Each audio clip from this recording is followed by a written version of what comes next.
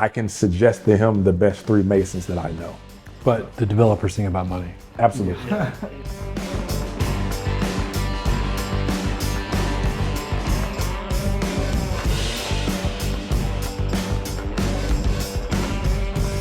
I think this is probably one of my favorite topics and also the most special, in my opinion, in the sense that so I grew up obviously masonry, concrete, and so as a kid, when I was learning to lay brick, I remember one of my dad's foremen at the time, he said, I was young, he goes, "Hey kid," he goes, "no one's ever gonna ask how long this took."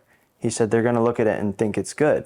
And so there was a time when in construction, craftsmanship and quality was independent of the schedule. You know, it's too bad what you talk about, because you're right. You know, especially with masons and people who are actually tradespeople, to say, 5, 10, 15 years, who cares how long it took? It's a beautiful piece of, work that you did. The prettiest building in the country, in my mind, is the Library of Congress. If you look up at the ceiling of the Library of Congress, it's like, when do we do that kind of stuff? I mean, it's just phenomenal, and we're losing track of that because people want production, they want buildings up and move on. I mean, if you look at the industry as a whole, I think it's heavily cost-driven. And I think that a lot of the conversations that you'll see between a developer and a GC are going to be based, even if it's not around cost, there's still a strong cost emphasis in what we see as subcontractors typically. Seen plenty of jobs, and I know plenty of other subs that have experienced that, where they're like, I cannot believe on this XYZ project that they're using, ABC company. It's crazy to me. And it's got to be, I'm sure you can comment on this, it's got to be enticing, at least in the industry as a whole, to want to make more money. Say we got this, I don't know, and it's just an example because present companies included.